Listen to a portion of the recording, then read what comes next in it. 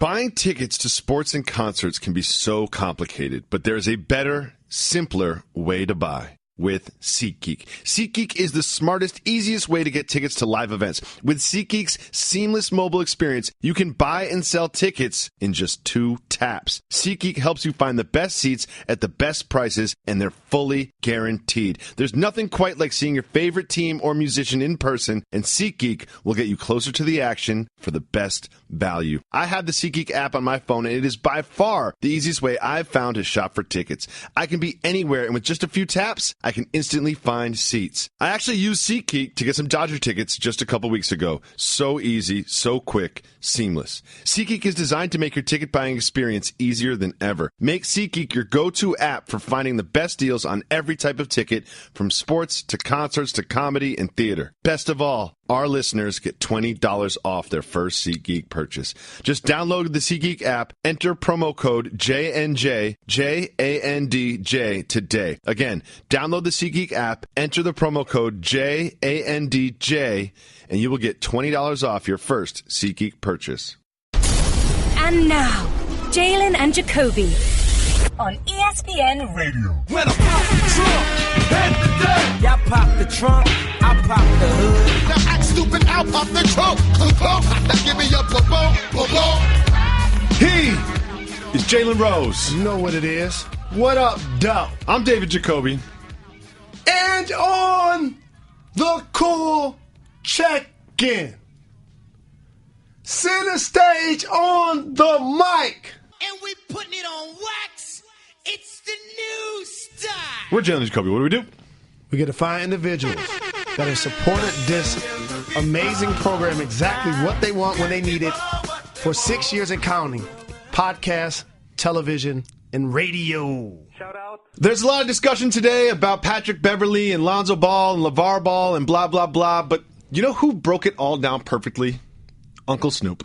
Let's listen. I think that his father put him in the lion's den with some pork chop drawers on. And he didn't have to work himself up out of it. That was very accurate. It was succinct. It was entertaining. After the game, Patrick Beverley, who obviously covered Lonzo Ball the entire day, basically said the same thing as Snoop, but in a nicer way. Let's listen to that. I just had to set the tone, man. I told him about the game, man, due to, all the riffraff his dad brings, that he's gonna get a lot of people coming at him. He has to be ready for that, and I'll let him know after the game. But Jalen, do you think all of the bodaciousness of LeVar Ball will actually really affect Lonzo Ball in the National Basketball Association? No. You think it's just like game one and all this focus, but by the time we get to January, no one cares? All of this is media-driven. The same media that were clamoring for the Lonzo Ball era to begin. Mm-hmm. The Lakers are back. No, they're not. Not even close.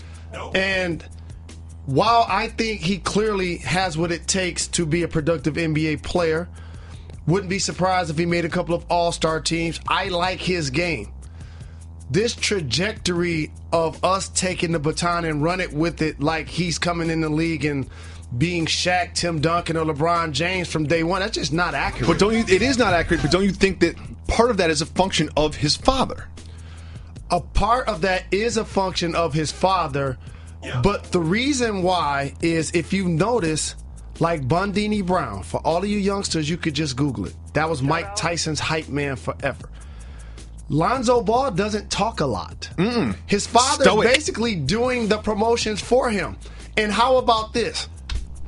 Say his father had not said anything about his son. Okay. We wouldn't be saying as much about him either. That's fair, and that's also what Patrick Beverley is trying to say, and what Uncle Snoop is trying to say is that also is going to make it harder on him because of his dad keeping his name in our mouths, and because we're bigging up this Lonzo experience, like you said, we're all waiting for this Lonzo era that opposing point guards and teams will be focused on shutting him down.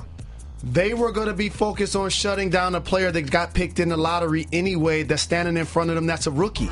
That's what happens. So, I got a rookie tomorrow? I'm going to bed tonight. I'm going to make sure I get a good night's sleep. I'm about to handle that. And because, again, his father has been very vocal, as you mentioned, he's not. So it's hard to be that way in theory towards him physically when he's not saying anything. No, and I watched the whole game. It wasn't that bad. Like, it really wasn't that bad. It wasn't like, oh, he completely shut him down and he wasn't functional in an NBA basketball game. Like, it was a bad game, but it didn't seem like, oh, we've ruined Lonzo Ball forever. And now his father has a rebuttal for Patrick Beverley and who is he, and he doesn't have his own shoe. Of course. Yeah, blah, and blah, things blah. like that. Everybody that's fortunate enough to collect the check to be a professional at something, in this case is basketball, you are somebody. I'm also kind of putting it on ESPN and other networks that have basically said, hey, LeVar, are you available? LeVar, are you available tomorrow? Come on this show. LeVar, are you available to come on this show? Are you available to come on this show? We've enabled this and we've created this, and somewhere Lonzo Ball is like, I think they are playing harder defense on me because of all of this. No, you know the theory, build up to tear down. That's what happened post-game yesterday. That's all. He'll be just fine. Moving on to Marshawn Lynch. Marshawn Lynch was ejected from the Chiefs-Raiders game. We've all seen it by now. There was, the shove, and there was a fight with Marcus Peters. Him and Marcus Peters are very close for a long time, stayed at each other's houses and all this. So he came into the fray, and he was sort of there to calm everything down, to talk to Marcus Peters. And in doing so, he pushed the referee, as you see, very clearly. And then he was ejected from the game, which is natural when you push a referee. That's going to happen. And there were reports that he got dressed, got in his car, and he left. Well, guess what? Didn't get dressed, get in his car, and leave. He stayed in the stands, Bobby Valentine style, and watched the game from the stands. And then, on the way home, him and Marcus Peters took the BART, and they were chanting vulgar things about the Chiefs on the Bay Area Rapid Transit line, which I rode in, which is excellent public transit.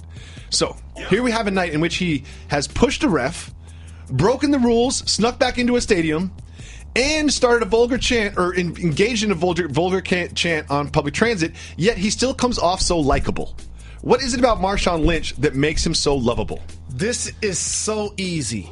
And what Marshawn Lynch does for public consumption, I promise, I've been trying to do this, and I think it's been successful since 1991. What's that? Show that you're vulnerable. You're not perfect. Don't try to act like you live in a glass house. So therefore, when you put this pristine image out there, say like Tiger Woods, now you have people sniffing around trying to say, aha, gotcha, I knew you was a phony. As opposed to Marshawn, I'm just doing me. Do you like it? Cool.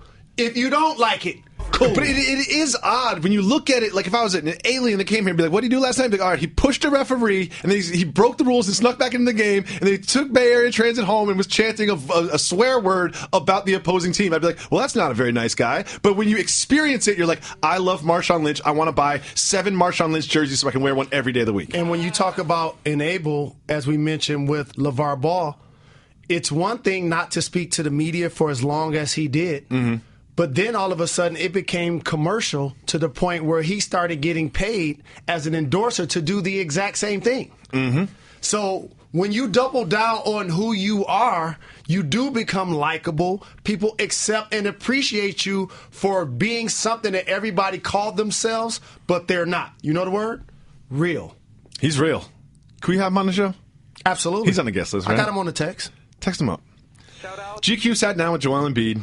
They asked him if he could go back and change anything, if he could give some advice to young Joel Embiid, which is kind of odd because he's about 24. And he replied, quote, I would say, don't ever talk to Rihanna. What? I got a lot to worry about. Basketball is more important. But yeah, I would say don't talk to Rihanna. Don't tweet at her. What do you think about that? He's somebody that is a lovable personality, a terrific player. If he can stay healthy, the sky's the limit. As it relates to the Rihanna thing, it was one of those bark up that tree, it will fall on you. It seemed like a cute thing to do, but then you realize that I'm kind of being childish here. Yeah. And I'm not getting any play. You look back and say that wasn't But it's a good also, look. it's like, Joel, you're not playing in the basketball games. You're giving us something to talk about when you tweet at Rihanna. You're keeping your name in our mouths at least. Now, we're only 1 or 2 games into the season, but we had some things that we thought might happen during the year, and some of what we've seen thus far has confirmed what we already thought. We have some good news and some bad news for NBA teams and their fans. We're going to start with the local Lakers. Some bad news for the Lakers. Guess what? It's not Lonzo Ball you should be worried about. It's Brandon Ingram. Do you agree, Mr. Rose? I do, and I talked about this last year, and being an NBA analyst, a lot of times people try to take a personal correlation to why they think that you're talking about a certain player. So for me, it's like, oh, because Kobe torched you, you don't like the Lakers. Or because he went played to at Duke. Yeah.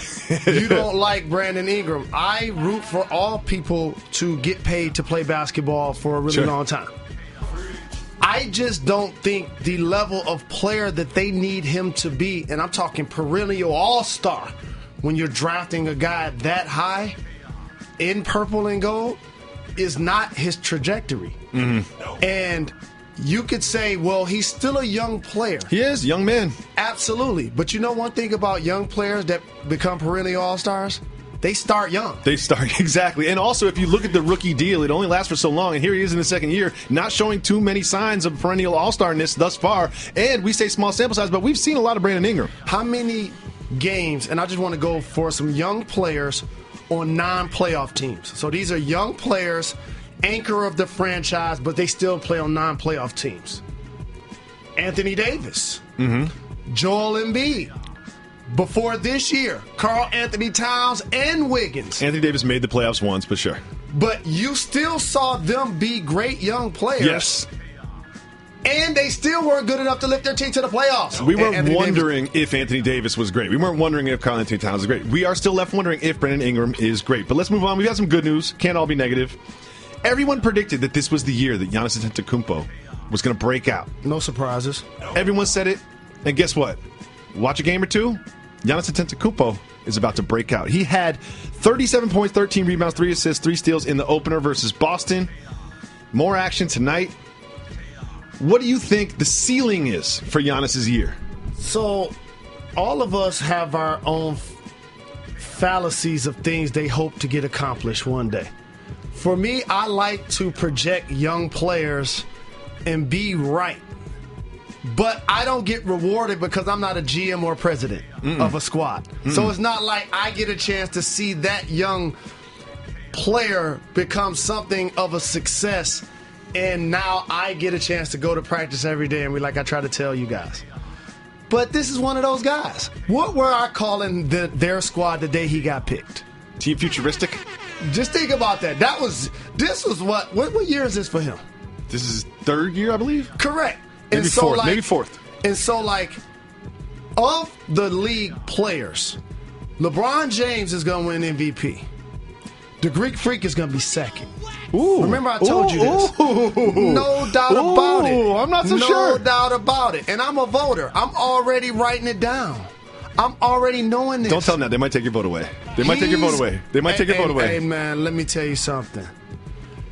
To be in the top 20 in all major statistical categories overall, hey, man, the sky's the limit. Some more bad news. Chris Paul might regret not taking that over $200 million deal from the Clippers that was on the table. Hit the brakes. Okay.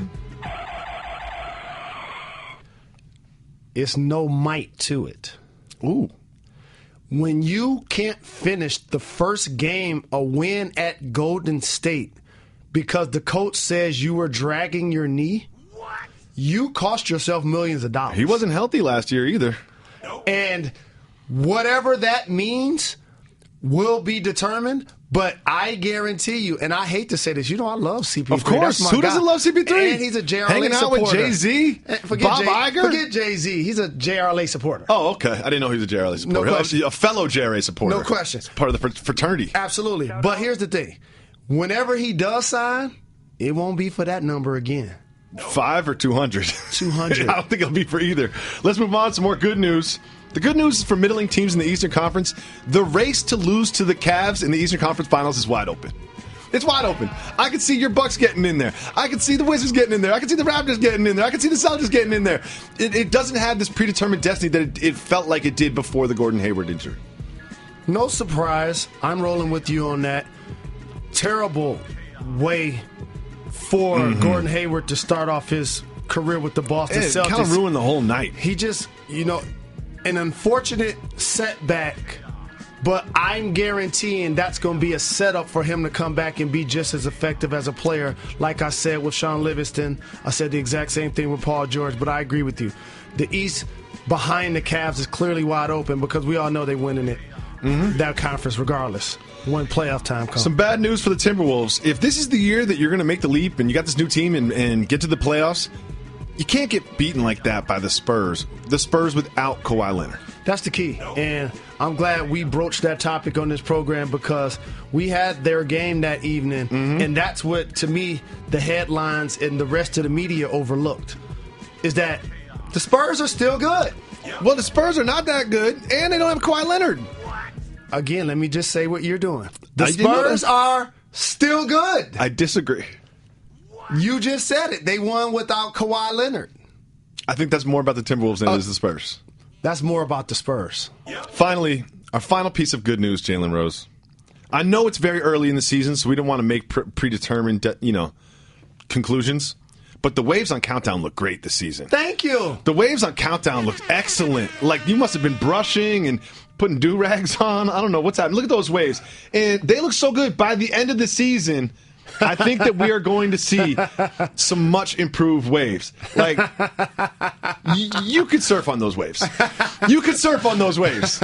Look at you, Jalen Rose. You really stepped your game up. You gotta add something new every year, the Podfather told me, and you've decided to add waves to your game, and I congratulate you. Thank you, family. I give all salute and homage to Reggie on the board.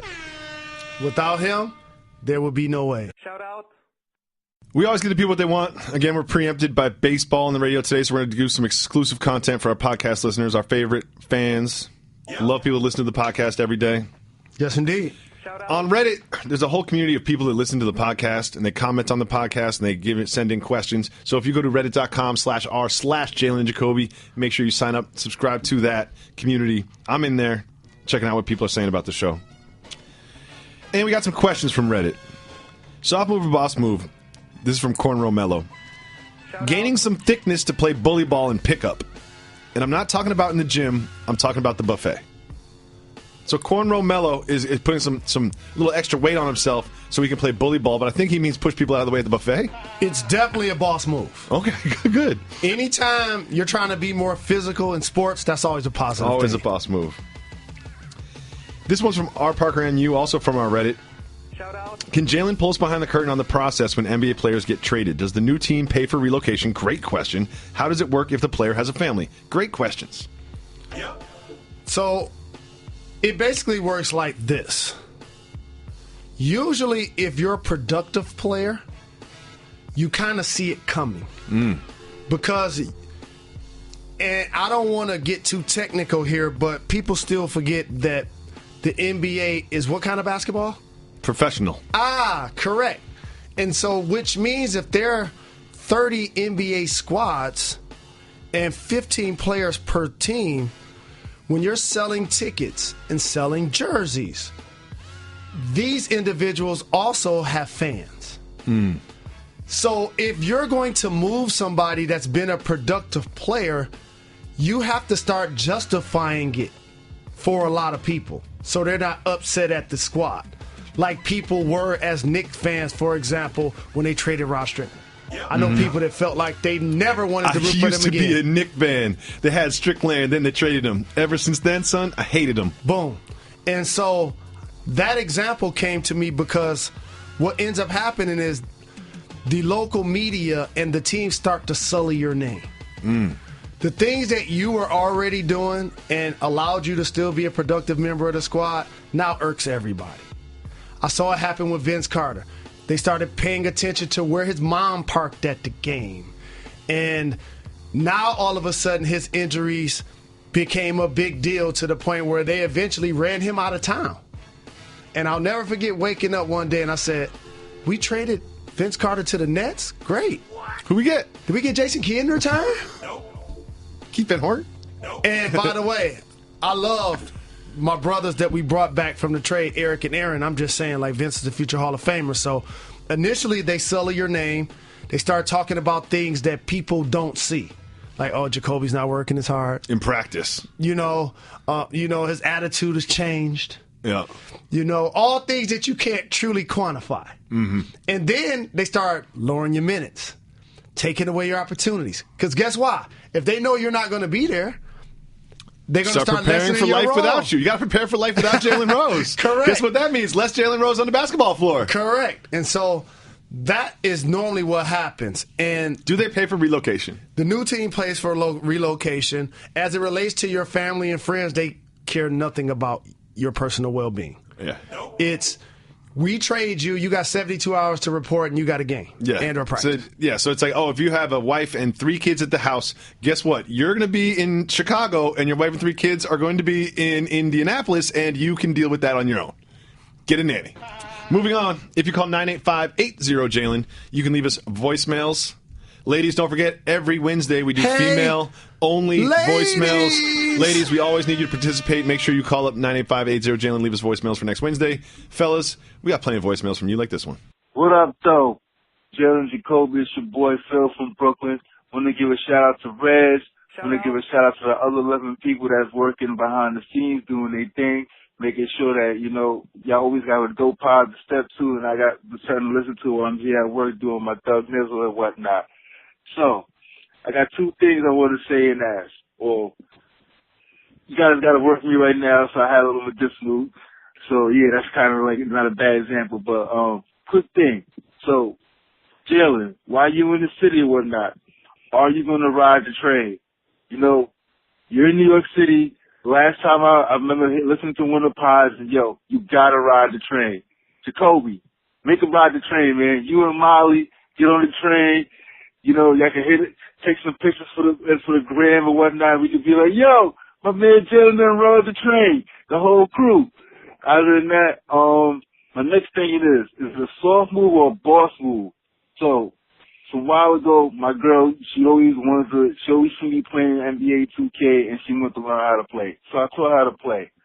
So it was a while ago, I had the fellas over, we was all chilling and whatnot, and I was like, yo, I bet any amount of money that my girl could beat at least a couple of y'all in a couple of games. So with 4 dudes, my girl ended up going 3-1. So boss move or soft move, teaching your girl how to play 2K and hustling your homies out of some bread. Get back at me, let me know what y'all think. Yo, thanks for having a good pod for me to listen to while I'm here at work at night and not, you know, keep my mind excited and keep me juiced up. Yep, medicinal. Holla. Love Phil. We appreciate the shout and the love. Can I start with the train thing? Of course. Here's the thing. I'm a New Yorker. I lived there for 15 years. The train's the best way to get around. And the people that don't take the train, they think that, they're a little intimidated by it or whatever. It's simply pragmatic. It is the best way to get around. And people are clowning Phil Jackson or whatever for riding the subway. Like, it's just the best way to get around. There's a lot of traffic in New York City. I don't know if you know this. A lot of people on a small island. The fastest and most efficient way is to take the subway. Now, someone like Jalen Rose. I understand if you're there in New York, you're by yourself, you don't want to have to ask questions about whether this is going uptown or downtown or where do I transfer, how do I transfer, how do I get to the red line from here when I get off the blue line. I will be there with you, Jalen. We will ride the train. Actually, I think we're all going to be in the same neighborhood the whole time, to be honest with you. But Jalen has said to me on multiple occasions, I need to learn the train system. I want to ride the train. I look forward to the opportunity of riding the train. It's something ever since I started watching movies like Beat Street on TV. Mm-hmm. I wanted to ride in the movies. I wanted to ride the train then. I was like, I can't wait to get to New York, breakdance, and ride the train. Trains look different now, but yeah. So here's the difference. Here's the difference between you and me, though. Like, you're famous. And here's the thing. When you're walking in the streets, you can say what up to people, give the people what they want, take a picture, give them a pound, keep it moving. Problem with being in the train car. Can't keep it moving. You're kind of stuck there in a tin can, underground, and when people are hollering at you, maybe they're, a little aggressive with it. They want you to give them some money or something, and then you're going to have to talk to them because you can't leave. And also, Phil, I just have to say, some of my favorite people, I was just writing down a couple of names, represent Brooklyn, like DJ Clark Kent, Big, Fab, Mos Def. Lance Stevenson. Do they have... Mo Badanga. Do they have... Biggie a statue in front of where the Nets play. You know what? Let's make one. Let's make one and bring it there. Yeah, let's do that. Let's make one and bring it there. That's my old neighborhood. And definitely it's a boss move, teaching your wifey how to play doubt. NBA 2K. Phil knew we were going to say it's a boss move. And hustle everybody that you can. Uh-huh. No doubt about it. Split the money, though, 50-50. And the other good thing about her learning to play the game, more quality time together. Exactly. Thank you so much for the call, Phil. Remember, if you call 985-80-JALEN, you can leave us a voicemail just like this. Yo, Jalen Jacoby. Hey, man. I heard y'all coming to New York. Yo, stop by my crib. We're going to have a barbecue. Y'all invited. You invite me to your show, I'll invite you to my house to have a barbecue. Excuse me. I got some food in my mouth. I'm eating a croissant right now. I'm on break. Yeah, but, yo, stop by. Y'all coming to New York. You family, I'm family, Fab's family, it's a New York family. You come through for the barbecue, man. Come eat. Yo, hit my Twitter handle, Y7 out for the address. You can come to the barbecue, man. All right, y'all, peace. What time's the barbecue? He didn't tell us what time it was at. He said we could come anytime. Anytime? Is he really having a barbecue? He would. It seems like if we hit him before, no question. ahead of time. First off, we appreciate the invite, and I appreciate barbecue. That's love. Yeah, and we love barbecue. Yes, we will be in New York City Saturday night. Mm-hmm. I think at 5:30 p.m. Eastern, and then we're going to the Knicks game. I heard they're already at capacity at the event, though. So if you didn't get in, really, it's New York City, sold out. No such thing as capacity. Sold out. They have to fire only. marshal. Everyone always blames the fire marshal. Oh, you can't get in the club. Fire marshal rules. Standing room only. Next question we have is from Big Crown, co-producer Big Crown, the greatest mail carrier in the history of mail carriers. Shout out. Big Crown's family actually started the Pony Express. Did you know that? I did not know this. Yeah, Big Crown's ancestors originated the Pony Express. They've been getting letters to and fro around this country for decades, if not centuries. I love Big Crown and his family full of mail carriers. His question is, Jacoby, is Seinfeld the cultural? I love it. Is Seinfeld the cultural? I think it means, is Seinfeld cultural? No. It's not. No. But it's close. It's not cultural, but it's close. The same way Star Wars isn't cultural. I would say it's predominantly people that look like me that are really into Seinfeld. That makes it cultural, sir. Predominantly, though. Predominantly. I'm saying it's on the line, but I'm going to say no, it is not cultural. I say it is. Reggie's pushing no over and over because Reggie loves some Seinfeld. Yep. And now that I know his name is Jerome, can't be cultural. His name is Jerome. The lead of the show is named Jerome. It's not cultural. Let's listen to another voicemail. Jalen and Jacoby, what up, though? This is Riley from Denver. Yep, on my last voicemail, I may or may not have been on my medicinal. That's neither here nor there. I got a couple things. First thing, when I'm listening to the pod, sometimes I hear a text chime go off. I'm like, is that my phone? No, it's Jalen's phone, not on vibrate. Come on, bro. Second, when we leave voicemails, sometimes you get to rambling like I did last time. If you had that feature where you could listen to the voicemail before you actually submitted it, maybe that would help Reg out. I don't know. But my question is, with the kangaroo apocalypse, if it does come to fruition, as Jacoby says, Jalen, are you going to go back to Fat Jalen? Because you would just, blend in with the kangaroos. Let me know. Peace. Riley's on that strong medicinal because that is brilliant. It's absolutely brilliant. Yep, medicinal. Let me just tell you a quick brief thing. I think the kangaroos are going to try to take over in the same way the apes took over in Planet of the Apes. I'll give you my reasoning later. Jalen Rose, when he gains weight, looks like a kangaroo. Why? Because when I'm fat and out of shape, my stomach and my butt stick out simultaneously in opposite directions. Like a kangaroo. So now, when the kangaroo apocalypse is happening, all you got to do is gain 50 pounds. They won't even notice that you're not a kangaroo. Riley, brilliant. Brilliant, Riley. Myself, I know somebody else who will be able to survive, too. Boris Diaw. Oh, yeah, Boris Diaw. Boris Diaw is collaborating with the kangaroos. Telling you. He is. Let's listen to one more voicemail. What up, dog? Yo, it's Charlie calling out from San Francisco. Well, I was listening to yesterday's podcast, right? And I just finished, but I heard that Jacoby, was a Family Feud champion. And low key new listener to the podcast, I never heard about the Family Feud victory. So, checked it out on YouTube, and I see a video, and I check it out, and Jacoby just takes it to the bank. He carried the team home. I mean, he put Jalen Rose on his back. And the beautiful thing about the video is that I didn't even see Jalen Rose's answer. He edited the video for just Jacoby. Like, literally just Jacoby's answer. I saw the answers because they were on the screen before, and they didn't look good. No offense, Jalen, shout out. But Jacoby put the team on his back, though, and took it home. That was sick. I ain't gonna lie.